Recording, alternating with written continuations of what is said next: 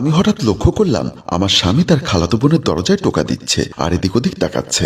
মাঝরাতে আমি বাথরুমে যাওয়ার জন্য যখন টয়লেটের দরজার সামনে আসলাম তখন বিষয়টি লক্ষ্য করলাম। আমি ভেবেছিলাম তার ধূমপানের অভ্যাস আছে, তাই হয়তোবা মাঝরাতে উঠে বেলকনিতে গিয়ে ধূমপান করছে। কিন্তু আমার ধারণাকে ভুল করে দিয়ে তাকে দেখলাম তার খালাতো বোনের দরজার সামনে। তার খালাতো বোনের স্বামী থাকে প্রবাসে। এই বাসায় তার খালাতো বোন এবং তার শাশুড়ি ছাড়া আর কেউ থাকে না। একটু পরে লক্ষ্য করলাম তার খালাতো বোন দরজা খুলে দিয়ে এদিক ওদিক তাকিয়ে তাকে রুমের ভেতর ঢুকিয়ে ফেললো। রোশনির কথাটাই ঠিক হলো। রোশনি হচ্ছে আমার চাচা শ্বশুরের মেয়ে। আজ যখন আমার স্বামী আমাকে নিয়ে তার খালাতো বোনের বাসায় বেড়াতে আসার জন্য রেডি হচ্ছিলাম, এমন সময় রোশনি এসে আমাকে বলল, ভাবি আপনারা কোথাও বেড়াতে যাচ্ছেন নাকি? হ্যাঁ রে রোশনি, তোমার ভাই অফিস থেকে এক সপ্তাহের ছুটি পেয়েছে, তাই আমাকে বলেছিল কোথাও বেড়াতে যাবার জন্য। রোশনি মৃদু হেসে বলল, মানুষ ছুটিতে বেড়াতে যায় কক্সবাজার, সিলেট অথবা সুন্দরবনে, কিন্তু আপনারা এত জায়গা থাকতে ভাইয়ার খালাতো বোনের বাসায় কেন বেড়াতে যাচ্ছেন? জানি না বোন, সে খুব করে বলল ওর খালাতো বোনকে দেখতে নাকি ওর মন চাচ্ছে, আর তাছাড়া ওর খালাতো বোনের নাকি আপন কোনো ভাই নেই, তাই তোমার ভাইয়ার একটা দায়িত্ব আছে, তাই আমরা ওখানে যাচ্ছি। তখন রোশনি আমতা আমতা করে বলল, ভাবি আপনার ভালোর জন্য একটা কথা বলি, আপনি আবার এই কথা ভাইয়াকে বলবেন না। কথাটা অবশ্য আপনাকে আমি বলতাম না, যেহেতু আপনি ভাইয়ার সাথে ওনার খালাতো বোনের বাসায় বেড়াতে যাচ্ছেন, তাই আপনি চোখ কান খোলা রাখলে আমার কথার সত্যতা পাবেন। ওর কথার মধ্যে আমি কেমন যেন একটা সন্দেহের গন্ধ পেলাম, তাই উৎসুক হয়ে ওকে জিজ্ঞাসা করলাম, ঠিক আছে বলবো না, কি কথা বলো। আমার মুন্না ভাইয়ের সাথে ওনার খালাতো বোনের একটা সম্পর্ক আছে। ওর এমন কথা শুনে আমি কিছুটা অবাক হলাম। এই মেয়ে কি সত্যি বলছে, নাকি আমাদের সংসারে একটা ভেজাল ঢোকানোর জন্য এমন কথা বলছে? এমনিতেই আমার শ্বশুরের সাথে আমার চাচা শ্বশুরের সম্পর্ক তেমন ভালো না, জমি জমা নিয়ে ওনাদের মধ্যে অনেক বিরোধ আছে, তাই হয়তোবা সংসারে একটা অশান্তি ঢোকানোর জন্য মেয়েটা এমন কথা বলছে। তাই আমি অতটা পাত্তা না দিয়ে তাকে বললাম, আমার মনে হচ্ছে তোমার কোথাও ভুল হচ্ছে।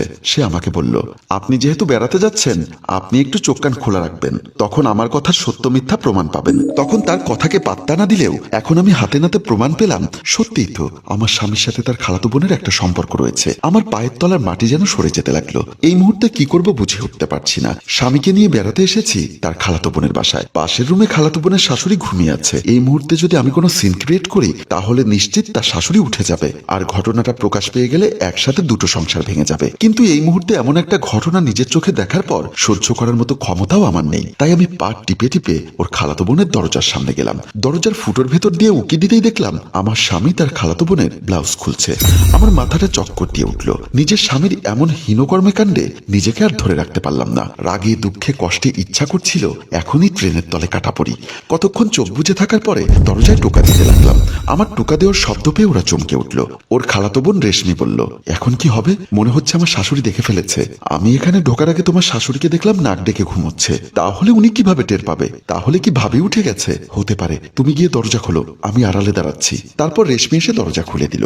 আমাকে দেখে সে চমকে উঠল। আমার ইচ্ছা করছিল ওর গালের মধ্যে কষে একটা চড় মারি, কিন্তু ও যেমন অপরাধী তেমনি আমার স্বামীও অপরাধী। তবুও আমি রুমের ভেতর গিয়ে খাটের উপর বসলাম, রাগে সাপের মতো ফোঁস করতে লাগলাম। এমন সময় দেখলাম আমার স্বামী অপরাধীর মতো মাথা নিচু করে আমার সামনে এসে দাঁড়ালো। আমি কোনো কথা না বলে একবার রেশমির দিকে আর একবার আমার স্বামীর দিকে তাকাচ্ছিলাম। ওদের দুজনের মুখেও কোনো ভাষা নেই। ওদের কি বা বলার আছে? এমন একটা ঘটনায় ধরা পড়ে গেলে যে কারোরই এমন অবস্থা হবে। কিছুক্ষণ চুপচাপ থাকার পরে নিজেই বললাম, এই বুঝি তোমাদের ভাই বোনের সম্পর্ক?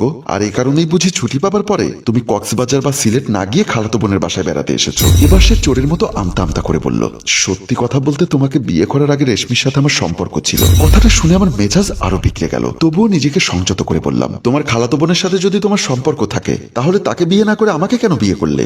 বিয়েটা আমি খালাতো বোনকেই করতে চেয়েছিলাম, তাকে বিয়ে না করে আমার জীবনটা কেন নষ্ট করলে? সে তখন মাথা নিচু করে বলল, তাহলে শোনো সে কথা, আমার খালাতো বোনের সাথে আমার সম্পর্ক থাকার কারণে আমি প্রায় সময় খালাদের বাসায় যেতাম। সেদিনও আমার খালাদের বাসায় যাই ওর সাথে দেখা করার জন্য। বাসায় গিয়ে কলিং বেল টিপতেই রেশমি এসে দরজা খুলে বলল, তুমি একেবারে সঠিক সময় এসেছো, একটু আগে বাবা বাজারে গেছে, পুরো বাসা খালি। আমি তখন রুমে ঢুকে পুরো বাসা খালি পাওয়াতে তাকে কোলে নিয়ে ঘুরতে ঘুরতে বললাম, বাসা খালি নেই মুশকিল, দরজাতে দাও খিল, আজ দুজনে চুটিয়ে প্রেম করব।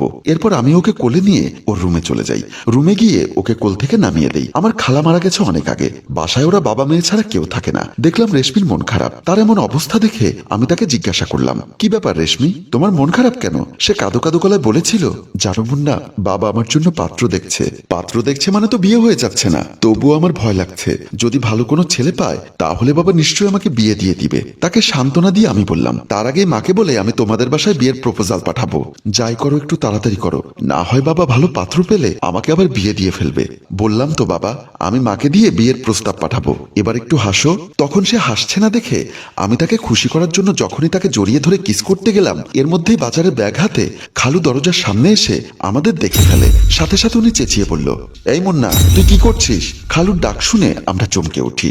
খালু আবার বলল, বেয়াদব, তুই আমার সরলতার সুযোগ নিয়ে এই বাসায় এসে এসব করছিস? আমার মান সম্মান নিয়ে ছিনিমিনি খেলছিস? এক্ষুনি এই বাড়ি থেকে বের হয়ে যা।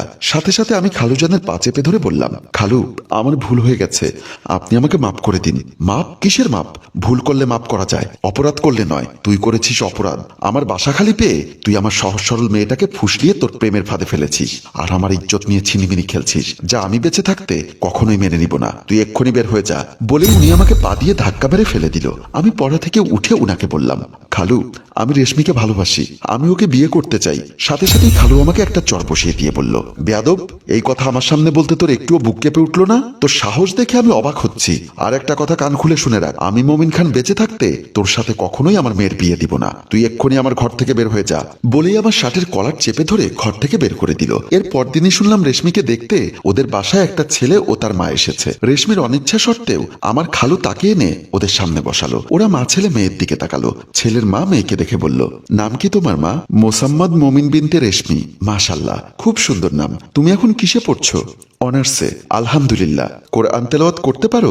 সাথে সাথেই আমার খালু বলল, ঘরে হুজুর রেখে আমার মেয়েকে 30 পারা কোরআন মুখস্থ করিয়েছি। কোরআন তেলাওয়াত থেকে শুরু করে রান্না বান্না সবকিছুই আমার মেয়ে পারে। ছেলের মা বলল, আলহামদুলিল্লাহ, এমন একটা মেয়ে চেয়েছিলাম আমি, কিন্তু ভাইজান, আমার ছেলে তো থাকে বিদেশে।